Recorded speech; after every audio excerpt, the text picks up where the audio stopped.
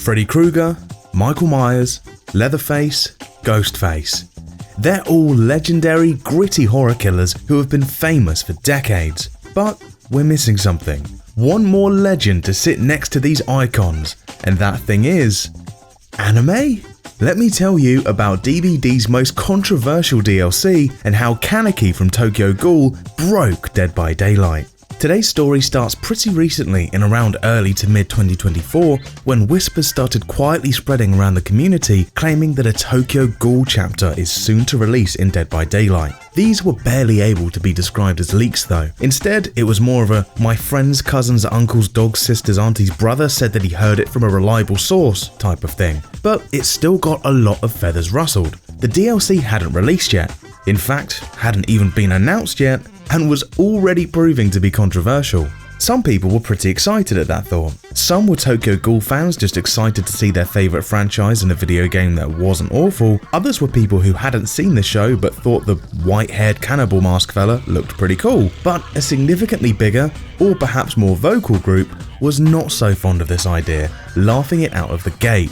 People have been asking for anime in DBD since 2017, and it's just as ridiculous of an idea now as it was then, they'd say.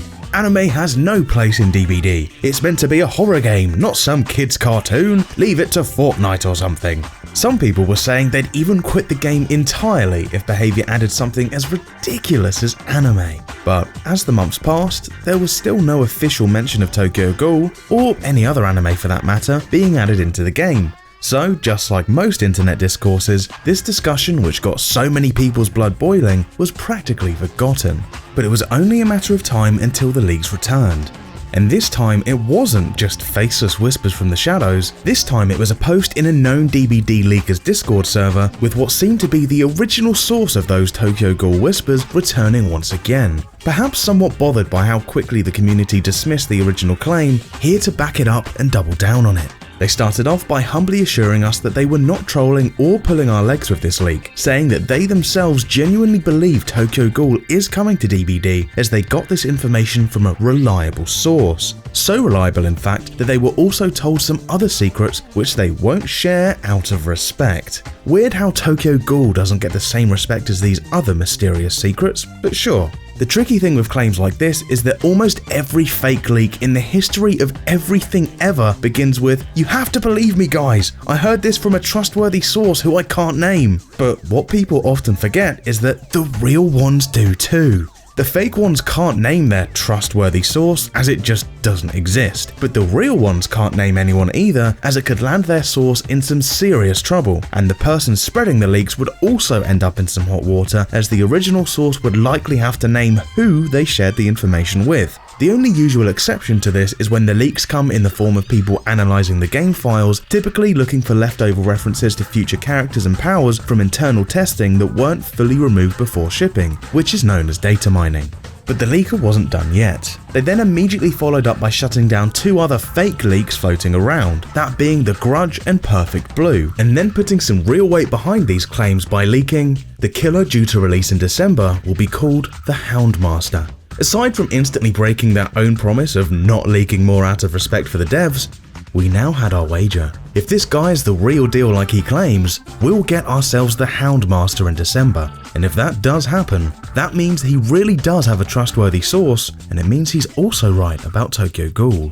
Only around a month later, we got another leak coming from a different source, this one claiming to have been involved in some sort of playtesting for behaviour, describing what Tokyo Ghoul's power would be. Placeholder name, the Mutant. Power, the ability to grab survivors with tentacles and pull themselves towards the survivor. There were two different versions, one with a delay before attacking the survivor, one without. The killer also had an infection mechanic of some kind, much like Nemesis and Wesker, but it seemed unfinished as it didn't seem to have any obvious effect. The placeholder model was a maskless Legion member.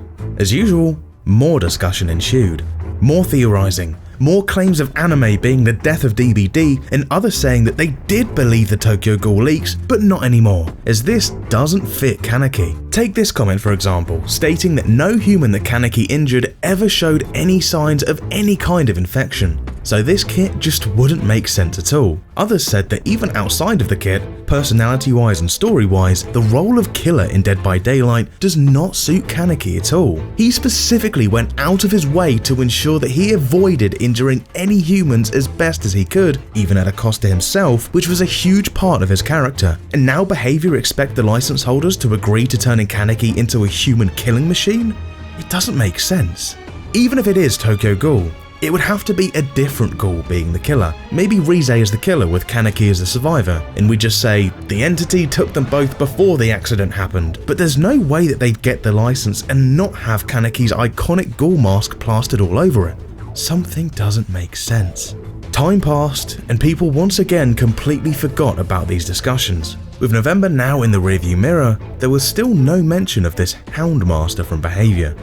No trailers, no teasers, nothing. Then, completely out of the blue, on the 7th of December, a brand new public test build dropped. Players frantically began the download, a race between who has the fastest internet speed for downloading it, mixed with the best CPU for decompressing the update files, and when they finally opened the game, they were greeted with the Houndmaster. This was it. This was absolutely huge news. Not the update itself, that was a huge flop, but the leaker, he was right. Not even an hour into the Houndmaster's test build, players were already over her. Instead, their gaze fixated on something even juicier, the future Tokyo Ghoul chapter. A screenshot of the old leak from Discord was reposted into Reddit barely 1 hour after the Houndmaster PTB went up, and at this point, it was undeniable. Tokyo Ghoul was coming to DBD, whether you liked it or not. Discussions fired up again with rabid ferocity. What was the killer's power going to be? Would it just be a rehash of Nemesis? Which character would it be? Kaneki? Rize? Jason? Some people were still in denial, saying that there's no way Behavior would ruin DBD's gritty aesthetic by adding bloody anime into the game. And if they really did do such a thing, it would definitely kill the game and they'd uninstall for good. For the next 3 months, people eagerly awaited for the inevitable to happen. And on the 11th of March 2025, it finally happened. Players logged onto Steam to find a new PTB for Dead by Daylight, and upon loading it, there it was. Tokyo Ghoul, no longer just a rumour, with the killer being none other than Kaneki himself. Although, something was different about him. He didn't seem anything like the character the fans knew and loved. Instead, he seemed feral, out of control, like he was controlled by bloodlust and hunger. The weird thing is, he had voice lines and actively referenced certain key parts of his character arc, like, which is a reference to when he was tortured by Jason. So the lore is there to some extent, but he's just behaving completely out of character. There was no actual survivor to pair with him, instead just skins for other characters like Nia Carlson, which weren't actually in the PTB. As a result of this, pretty much everyone playing the PTB was trying to play killer and had pretty much zero reason to play survivor at all, resulting in practically non-existent matchmaking and forcing players into either organised private matches or just playing solo versus bots. But even when trying this, there was still one problem. The servers had immediately become completely overloaded and were lagging like we've never seen before. PTBs always get a sudden influx of players right as it drops and can lag a bit for the first hour or so. But this was next level. It seems the amount of interest this chapter had gathered far exceeded Behavior's expectations, and they hadn't allocated enough servers to handle it. So players did try to get a feel for Kaneki's kit, but it was hard to come up with a concrete decision about its strength as it was far too buggy, laggy and inconsistent because of the servers. You could do the exact same thing twice in a row and get wildly different results purely due to lag. But the core ability itself, exactly how the playtesters described it. Kaneki did use his Kagane, or tentacles, to pull himself around the map and could effectively grab survivors when getting his initial hit. And the infection? Also correct. It didn't do anything to the survivors and it functioned less as a debuff for the survivors and more of a buff for the killer. The kit itself was a bit of a weird one, sort of a Blight mixed with Legion, but most of the comparisons were focused on Legion, as both killers got their first hit for free, requiring little to no effort from the killer with practically nothing the survivor can do to prevent it, but then having no way of actually getting their second hit other than just walking at the survivor and hoping they make a misplay. While the majority of discussions boiled down to, this killer is just Legion but with better mobility, there were a few thoughts about this killer being something better. Some people tried carrying over the Legion gameplay of injuring once with the ability, then using the ability to catch up before cancelling it and trying to go for a mouse 1 before the survivor could reach anything, and this yielded very weird results. If you waited until you were next to the survivor before cancelling your ability, they'd reach their next pallet or window without any issue and it would play out like Legion 2.0. But some people noticed you could sometimes cancel the ability and start your fatigue while still midway through the dash, meaning that you could hit the survivor the instant you dashed over to them, effectively nullifying the fatigue entirely. But once again, due to how badly the servers were struggling, this was very inconsistent. Sometimes when attempting this, it would completely nullify your fatigue, allowing you to instantly catch up and instantly hit them again, which was incredibly unfair as the survivor couldn't get any distance at all and usually couldn't even reach another pallet or window, but other times this did literally nothing and wouldn't let you cancel early, once again acting as Legion 2.0. The question then became, which one was the bug and which one was the intended design? The fatigue happening while you were dashing seemed far too strong, as if you're still zipping across the map at light speed during this fatigue, then it's not much of a fatigue at all really, is it? But the other option doesn't seem too believable either.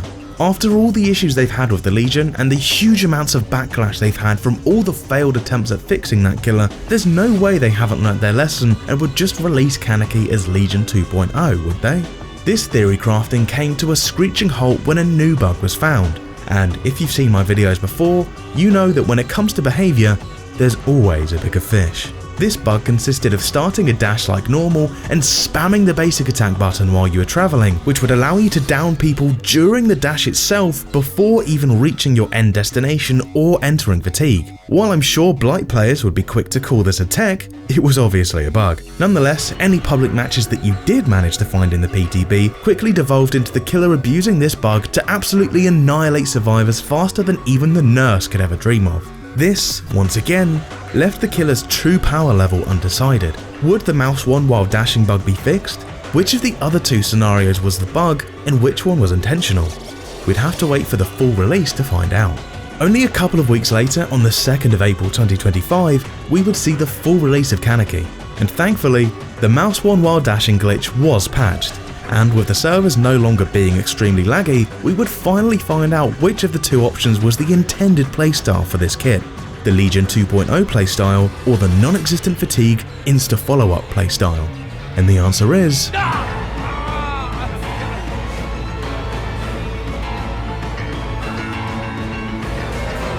That's right. Not only would Kaneki have absolutely insane Blight level map pressure, but he'd also get a guaranteed uncounterable hit like the Legion, only this one was even better as it worked through walls, over pallets, long range, and could even hit people on the floor above you, as well as the ability to immediately catch up to you and follow up with a basic attack without the fatigue. Again, there was technically a fatigue, but it would be over at the same time the dash finished, so it didn't really do anything. And dear God did Kaneki break Dead by Daylight. While the free hit itself was very buggy and would land the most absurd hits ever seen in Dead by Daylight, it wasn't really a problem, as other killers also kept survivors injured for free, like the Legion and the Plague. But the real problem lied in Kaneki's ability to immediately catch up to the survivor even after the on-hit burst and follow up with a basic attack. Let's say Kaneki has already injured a survivor and they manage to make it to a decent pallet. Kaneki would then immediately dash up to them, and then there's a choice for the survivor to make. Do they try and run the loop to get some value, or do they immediately drop the pallet and run to the next resource while the killer breaks it? Well, if the survivor chooses not to drop the pallet, Kaneki instantly follows up with a basic attack due to that lack of fatigue, and the survivor is down, so that's a loss. Okay, let's insta-drop the pallet then. Sucks to waste resources so quickly, but I guess it beats going down immediately. Nope, still a loss for the survivor. If it's a very long and safe loop, Kaneki will just vault over the pallet, much faster than Wesker can, and this action also makes the survivor hindered too by an almighty 50% for a second. This means that Kaneki catches up and downs them before the survivor can loop back around to vault the pallet, even though they'd be just fine against Wesker in the same situation. But let's say it's not a wide loop and they would be able to vault back over in time. Looks like Kaneki is forced to break the pallet. Now you have a chance to get a bit of distance and head over to the next loop. But uh-oh, He's already dashed back on top of you again before you could even reach the next pallet, and you're dead. Maybe every now and then you do manage to reach the next loop, but again, he'll already be on top of you again by that point, so you're forced to insta-drop it once again, forcing you to make a choice between rinsing through every pallet at record speed or just dying immediately. Which, by definition, is overpowered, as no matter what the survivor does, they lose, and very quickly at that. And of course, not forgetting the add-ons. Kaneki had some of the strongest and most versatile add-ons out of any killer in the game, giving him plenty of options for information, offensive power, speed, and more. Take Yamari's mask for example, which would activate any time Kaneki hooked a survivor while enraged. This is pretty much the entire match by the way, and made all other survivors scream, revealing their location, allowing Kaneki to instantly dash over to them and begin the next chase. Or Fresh Coffee, which made his dashes faster, giving him even more map pressure, but by far, the worst offender was Hinami's umbrella, which reduced his already borderline non-existent fatigue by an almighty 10%. All of this added up to Kaneki being a huge problem, possibly the most problematic killer in the history of DBD. We had a killer that was stronger than the Blight, easier than the Legion, and got heaps of information from add-ons. There was no right option for survivors. Every chase option resulted in death or record speed resource wastage. Stealth was a no-go due to his information add-ons, and what made this even more egregious than Nurse and Blight was that anybody can pick him up for the first time and absolutely annihilate even strong survivors. At least Nurse and Blight required a decent amount of time invested to hone in their skills. It was clear only after a day or two that Kaneki was a huge problem. But what was going to happen? Are they just going to leave him in this state until the next major update? Would the game even survive that long? Maybe they'll do an emergency hotfix balance patch or something, but then they probably also don't want to do that considering the backlash they got for nerfing Freddy after only 2 weeks. But then again, this is nothing like Freddy at all. They got backlash for nerfing a character that was already terrible. This would be nerfing a character that's completely overpowered. It was up in the air as to what could happen next. It would only be 5 days after the release of Tokyo Ghoul when DBD would get another update, which contained the Blood Moon event. Oh my god, finally! Players have been asking for a side objective for survivors where they need to gather generator parts or get oil cans since all the way back in 2017. After all this time, it's finally here. This could be absolutely huge for the future of DBD, and players were excited to get stuck into, potentially, history in the making. Then they queued, and match after match after match, Kaneki, Kaneki, Kaneki. And this update didn't change him at all. Any excitement that would have came from this mode was overshadowed by the utter torment of playing against Kaneki all day long. Many survivors started somewhat of a union or a protest. They didn't quit DBD or leave a negative review of the game, instead they just refused to play against the Ghoul. They wouldn't quit as that would invoke a DC penalty, stopping them from playing the game. But they did want to play the game, just not against a killer that was so obnoxious and unfair. Things needed to change. Thankfully, just over 2 weeks after his release, on the 17th of April 2025, Kaneki would receive some much needed changes. Nerf, reduced the range of his dash by 2 meters. Nerf, reduced the grab attack range from 5 meters to 3.5 meters. Nerf, reduced the auto aim size on the grab by 94%. Nerf, breaking a pallet puts Kaneki's power on a cooldown of 1 dash's worth. Nerf, slightly reduced the enrage timer, alongside some nerfs to his add-ons, such as putting a reverse distance cap on Yamari's mask like barbecue and chili, and a complete rework of the Hinami's umbrella add-on. While these numbers may seem pretty big in a vacuum, like the almighty 94% reduction on his auto aim, these were actually very light nerfs, with the majority of them only having a tiny impact. The impactful changes were the removal of the old Hinami's umbrella add-on, which reduced his fatigue, and the addition of breaking pallets putting him into a short cooldown.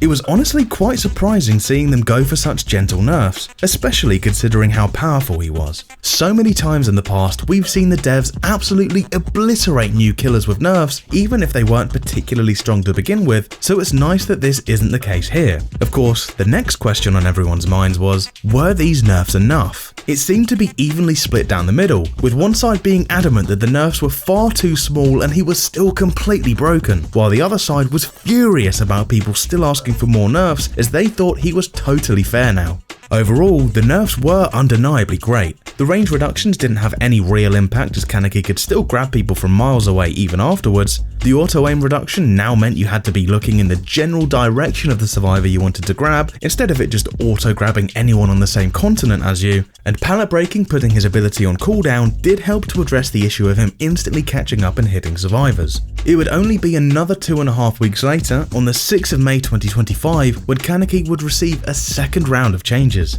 Nerf. Reduce the survivor's hinder duration when Kaneki vaults using his power from 1 second to half a second. Nerf. Breaking a pallet puts Kaneki's power on a cooldown of 2 dashes worth instead of 1 dash. The hinder reduction will help reduce the amount of lose-lose scenarios for survivors when Kaneki chooses to vault instead of break the pallet, but I have a feeling that doubling the cooldown when breaking a pallet might be too much. Time will tell how it affects him, but there's one thing that can't be denied. The release version of Kaneki completely broke Dead by Daylight, but the story isn't done yet. While that may be all for the history of this DLC, at least at the time of making this video, the impact that this will have on the future of DBD is only just beginning. The remaining options for live action collabs are slowly dwindling away, as DBD already has the overwhelming majority of worthwhile collabs in the game, and since Tokyo Ghoul has now opened the door to the world of anime, as time goes on, we're likely going to see DBD leaning more and more into this. I know we technically had Attack on Titan before, but a mere skin collection is nowhere near as impactful as having the actual functional characters.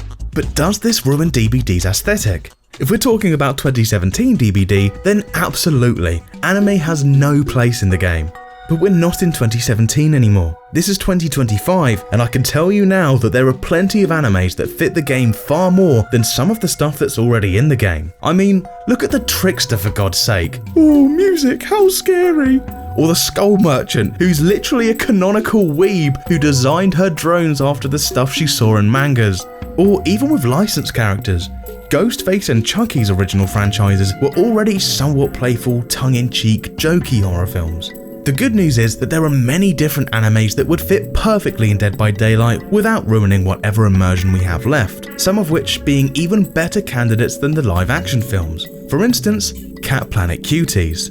Okay, I'm just kidding. There are genuinely good options like Lucy from Elfen Lied, or pretty much anyone from Future Diary, like Third, who's a straight up slasher, or Tsubaki with clairvoyance and mind control, 12th with clones and trickery, Uryu Minane with mobility and explosives, or the legendary Yuno Gasai, one of the most famous killers in anime history, with none other than Yuki being a perfect matching survivor, with the various diaries seen in the show serving as perfect starting points for perks and add-ons. It's important to keep in mind that for a long time now, DBD has been modifying the lore of licensed characters, with every character's ages being changed to be at least 21, and now Kaneki also having a major overhaul of his personality to fit his new role. Many people said Tokyo Ghoul would be the death of Dead by Daylight, but that couldn't be further from the truth, as there are more doors open now than there ever were before.